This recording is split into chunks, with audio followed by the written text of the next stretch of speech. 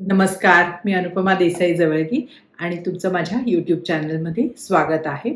आज व्हिडिओची सुरुवात एका प्रश्नाने करणार आहे आणि त्याचं ना अगदी प्रामाणिकपणे उत्तर द्यायचं आहे बरं का. तर तुमची मानसिक ऊर्जा म्हणजे गेल्या काही दिवसात, आठवड्यात, महिन्यात दुसऱ्यांच्या विचारात खर्च झाली का? किंवा किती खर्च झाली? म्हणजे त्यांनी दुसऱ्या लोकांनी काय केलं, काय बोलले, काय म्हणाले, त्यांनी फोन का केला नाही, ते तुमच्याशी कसे वागले, ते त्यांच्या आयुष्यात कसे वागतायत, त्यांनी काय निर्णय घेतलेत. ह्या सगळ्या विचारांमध्ये किंवा ह्या सगळ्या गोष्टींचं ओझं तुम्ही तुमच्या खांद्यावर घेतलंय का? आणि प्रामाणिक उत्तर. आणि हे असं आहे ना गोष्ट, की बहुतेक सर्वजण आपण इतरांचा विचार करत त्यांच्या निर्णयांचं ओझं आपल्या खांद्यावर घेऊन फिरत असतो. आणि या व्हिडिओमध्ये मी एक अशी ट्रिक सांगणार आहे, की ज्यामुळे हे ओझं तुमच्या खांद्यावर न उतरवायला तुम्हाला खूप मदत होईल आणि अतिशय सोपी गोष्ट आहे. आणि त्याचं काय आहे सांगू का? ते आहेत फक्त 2 शब्द, म्हणजे इंग्लिशमध्ये 2, मराठीत 3 आणि त्याला म्हणतात लेट देम किंवा त्यांना करू द्या.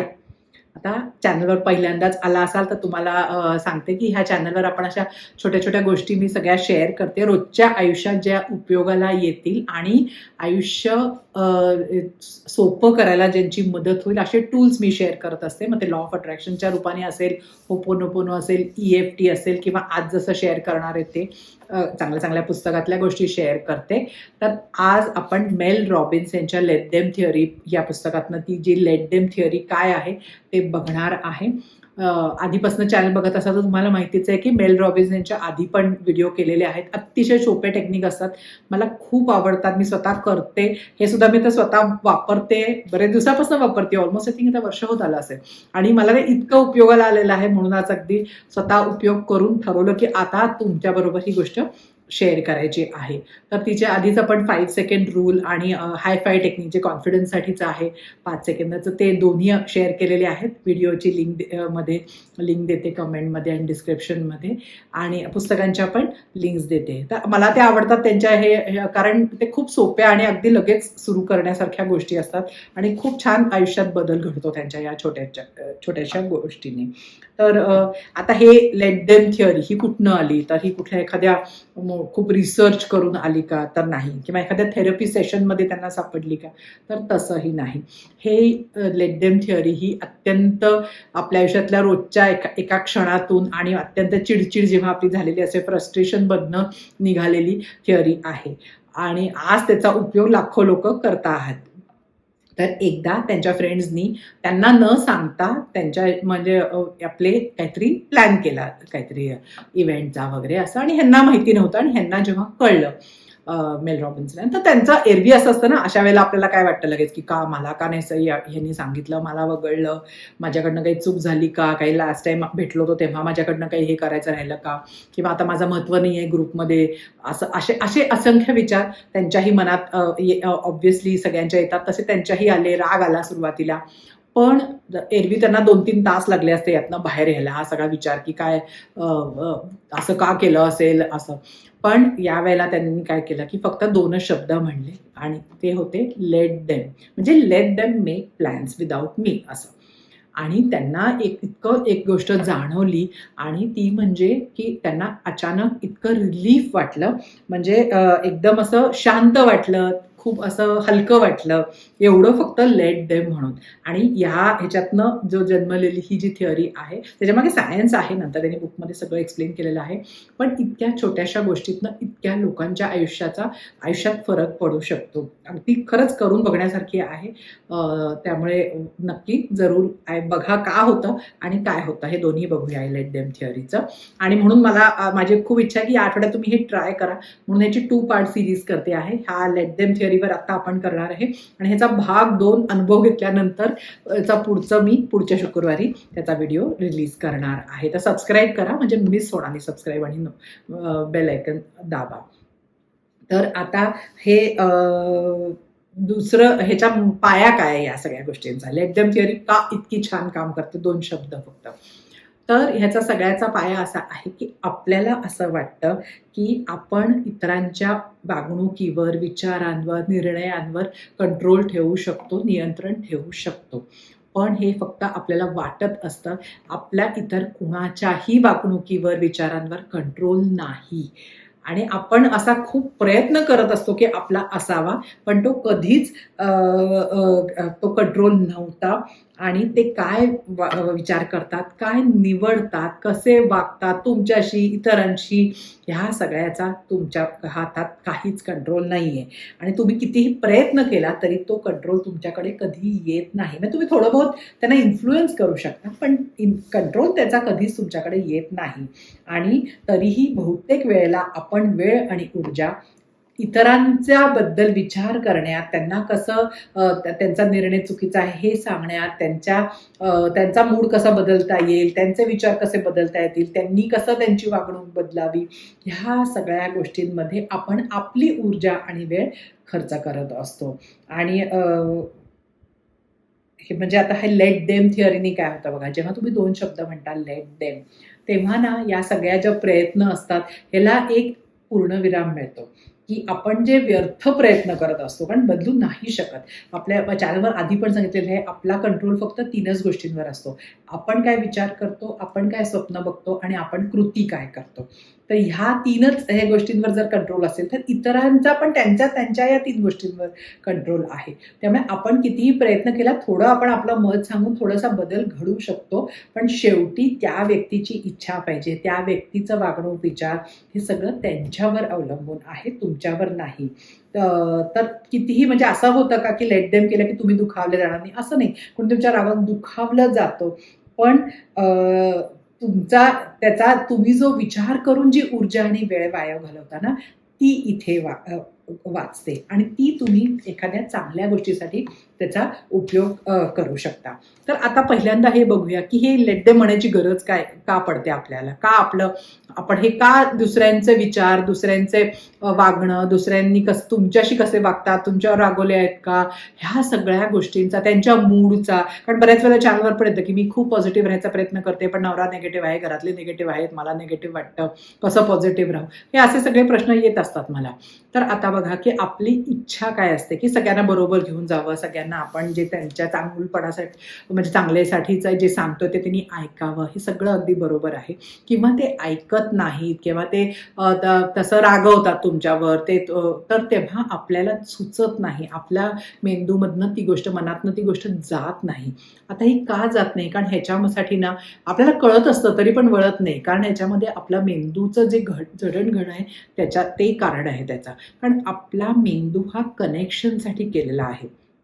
आणि पूर्वी कसं होतं ना, जेव्हा आपण केव्जमध्ये राहत असू, गुहेत राहत असू किंवा हे, तर जितके लोक एकत्र असतील जेव्हा ह्याच्या, तितके सुरक्षा असायची लोकांना, एकमेकांना धरून असायची लोक. तर त्यामुळे आता कसं आहे ना की जेव्हा कोणी तुम्हाला फोन केला नाही, कोणी मेसेज पाठवला नाही, कोणी तुमच्यावर रागवलं की तुम्हाला खूप अस्वस्थ व्हायला होतं, कारण तुमची ती सर्व्हायवल इन्स्टिंक्ट म्हणजे ती त्याच्यामुळे ॲक्टिवेट होते. पण आता खरंच तसा प्रश्न नाही की एखादी व्यक्ती रागवली म्हणजे काही तुम्हाला वाघ खाणार आहे असं नाहीये. तर हे आपल्याला इथे समजून घ्यायची गरज असते. आणि हे एकदा समजलं ना, मग म्हणजे ह्या लेट देमचा खरा काय आहे ते कळतं आपल्याला. की जेव्हा आपण दुसऱ्या व्यक्तीला त्यांचं इतकं मत, त्यांचं वागणूक ही आपल्याला म्हणून महत्त्वाची असते, कारण आपल्या ब्रेन तसं डिझाईन्ड आहे की ह्यांना खुश ठेवायला पाहिजे, ह्यांनी रागावलं नाही पाहिजे, हे आनंदी असायला पाहिजे, आपल्याकडनं काही यांच्या बाबतीत चूक नाही व्हायला पाहिजे, आपण काही बोललो तर नाही ना, ह्यांनी मेसेज केला नाही तर आपण काही मागच्या वेळेला आपल्याकडनं काही बोलणं चूक नाही, आपण म्हणजे परत चेक वगैरे पण करतो की काही आपल्याकडनं चूक झाली नाही ना वगैरे असं.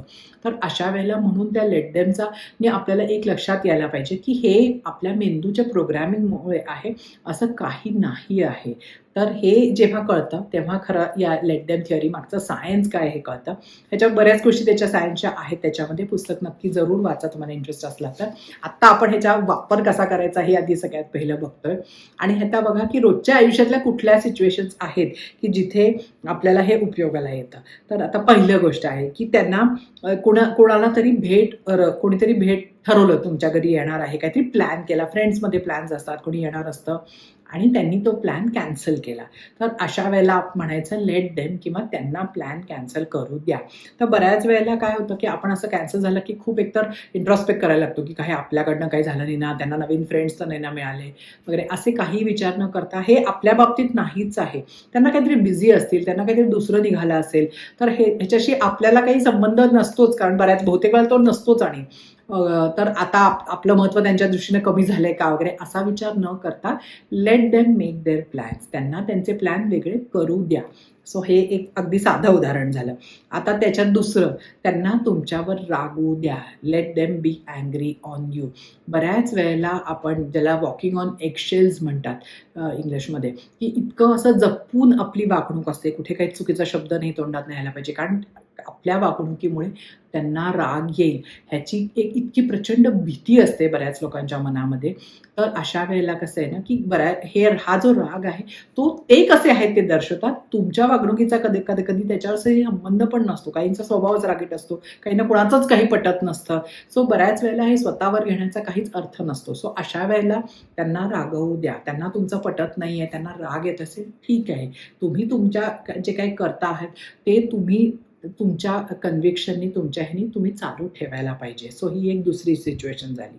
तिसरी आहे की त्यांना तुमच्याबद्दल बोलू द्या. Let them talk about you. म्हणजे बऱ्याच वेळेला लोकं कोणतरी त्याला नाही म्हणतील, लोकं काय म्हणतील, काही कमेंट येतात यूट्यूबवर, काही कमेंट करतात लोकं, पण ते त्यांचा वेहे कसा आहे ते दाखवतात. ते तुमच्यावरचं कधी कधी रिफ्लेक्शन नसतं आणि सगळ्यांना नेहमी तुम्ही खुश ठेवू शकत नाही. सो काही लोक तुमच्या विरुद्ध बोलले, काही वेगळी मतं असली, ठीक आहे, त्यांना त्यांचं मत मांडू द्या, त्यांना तुमच्याबद्दल तसं बोलू द्या, काही हरकत नाही. तुम्हाला जर का खात्री असली की तुम्ही जे करताय ते तुमच्यासाठी योग्य आहे, तर तुम्ही तेवढाच विचार करायला पाहिजे. इतकं दुसऱ्यांच्या मतांचा आणि ह्याचा विचार नाही करायला पाहिजे. तिसरं आहे, त्यांना निघून जाऊ द्या. Let them leave. आता लेट देम लीव्हमध्ये कसं आहे ना, बऱ्याच वेळेला काही नाती आपण पकडून ठेवायचा प्रयत्न करतो. म्हणजे आपल्याला दिसत असतं की ती व्यक्ती दूर जाते आहे, ती व्यक्ती आपल्यासाठी योग्य नाही आहे. पण पुन्हा म्हणलं जसं सर्व्हायव्हल इन्स्टिंक्टच्या ह्याच्यामुळे आपल्याला असं वाटतं की नाही, ही व्यक्ती रागावता कामा नये, ही व्यक्ती दूर जाता कामा नये, आपलं आयुष्य त्या व्यक्तीवर अवलंबून आहे, असं जे सारखं वाटत असतं. तर बऱ्याच वेळेला त्या व्यक्तीचं राहणं किंवा हे आपल्यावर नसतंच अवलंबून. सो अशा वेळेला आपण त्यांची जर इच्छा नाही आहे राहायची तुमच्याबरोबर संबंध ठेवायची, तर त्यांना तशी करायची आपण मोकळीक दिली पाहिजे. So let them leave. So इथेही ते खूप उपयोगाला येतं. आता सगळ्यात शेवटचं, सगळ्यात अवघड गोष्ट आहे आणि जी रोज आपण याचा अनुभव घेतो, ती म्हणजे त्यांना त्यांचे वेगळी काही निवड करू द्या. मग ना, तुमचे आई-वडील असतील, तुमचे सासू-सासरे असतील, तुमचा नवरा किंवा बायको असेल, पार्टनर असेल, बिझनेसमधले पार्टनर असतील, कोवर्कर असतील, तुमची मुलं असतील, तर ह्या सगळेजण वेगळा विचार करू शकतात, वेगळी निवड करू शकतात. सो ते त्यांना करण्याची आपण परवानगी द्यायला पाहिजे किंवा त्यांना करू द्यायला पाहिजे. कारण बऱ्याच वेळेला काय होतं की आपण आपली एक मतं असतात, त्याप्रमाणे आपली इच्छा असते की त्यांनी तसं वागावं, त्यांनी तसं करावं. पण त्यांना प्रत्येकजण आपला काहीतरी विचार घेऊन आलेलं असतं किंवा प्रत्येकजण त्यांच्या आयुष्याची गोष्ट जी आहे त्याचा लेखक असतो. सो एका पॉईंटच्या पलीकडे जाऊन आपण त्या गोष्टींमध्ये इंटरफिअर नाही करू शकत. सो कितीतरी अशा वेळेला असतं की ह्यांना आपण म्हणतो, एवढं कसं कळतं ह्यांना, असे काय निर्णय घेत आहेत. काही चुका प्रत्येकाने स्वतः करल्यावरच अनुभव येतो. सो आधी सांगून सुद्धा त्यांना कळत नाही. सांगायचा प्रयत्न जरूर करावा, समजावायचा प्रयत्न करावा किंवा आपलं मत नक्कीच सांगावं. पण त्याला कंट्रोल करायचा प्रयत्न करू नये, कारण नंतर मग आपली ऊर्जा ती फुकट जायला लागते. आणि हा अनुभव आपण सगळ्यांनी घेतला असतो की ते समोर पण नसतात, पण आपण आपल्या मनामध्ये त्यांना समजवायचा किंवा त्यांना किती त्यांचा डिसिजन चुकीचा आहे हे सांगायचा दिवस प्रयत्न करत असतो. म्हणजे ते ऐकतही नसतात, समोर पण नसतात, जणू काही आपण आपल्याशी बोललेलं सुद्धा त्यांना ऐकू येतं, असं आपण ते मनातनं बोलत असतो, करत असतो. सो इथे लक्षात घ्यायला पाहिजे की त्यांनाही तो फ्री विल आहे, त्यांना त्यांचे निर्णय ते घेऊ शकतात आणि आपण ते सारखं इतकी ऊर्जा आणि हे आपण नाही त्याच्यामध्ये वेस्ट करू शकत, कारण खरंच काही फायदा होत नाही. आपले नुसतं ऊर्जा आणि वेळ वाया जातो. आणि ऊर्जेचं बघा की मागे एक व्हिडिओ केलेला आहे की ऊर्जेचा हे बँक बॅलन्स सारखं असतं. ऊर्जेचा पण एक बँक बॅलन्स असतो आणि मग अशी जिथे आपण दिवसभर अशी ऊर्जा खर्च करायला लागलो दुसऱ्यांना कंट्रोल करण्यासाठी, दुसऱ्यांचे विचार, वागणूक, निर्णय कंट्रोल करण्यासाठी, तर आपले सगळी ऊर्जा तिथेच खर्च होते, प्रचंड दमायला होतं आणि आपल्याला मग आपल्या गोष्टींसाठी, आपल्या स्वप्नांसाठी ह्याच्यासाठी ऊर्जाच राहत नाही. सो इथे हे एनर्जी इक्वेशन फार महत्त्वाचं आहे आणि म्हणून ही लेट देम थिअरी खूप त्याचा जास्त फायदा होतो. आजकाल तर इतक्या डोक्याला स्ट्रेस असतात, तर हे आपण जेव्हा ह्या गोष्टी कमी करतो तेव्हा अचानक लक्षात येतं की आपल्याकडे खरंच जास्त वेळ आणि ऊर्जा असते, जी आपण सकारात्मक कामांमध्ये किंवा ज्या गोष्टींवर आपला कंट्रोल आहे त्यासाठी खर्च करू शकतो. आणि असाही विचार करा की तुम्ही आता एखादी व्यक्ती डोळ्यासमोर आणा की ज्याच्याबद्दल तुम्ही खूप विचार करताय गेले काही दिवस, आणि आता मी तुम्हाला विचारते की ती व्यक्ती तुमच्याबद्दल एवढा विचार करते असं तुम्हाला वाटतं का? बहुतेक वेळेला ह्याचं उत्तर नाही असतं. सो आपणच बऱ्याच वेळेला एका ह्याच्यानी विचार करत असतो. त्या व्यक्तीचा एवढा विचारच, ती व्यक्ती आपला एवढा विचारच करत नाही, आपल्या मतांचा विचार करत नाही, विचारांचा विचार करत नाही.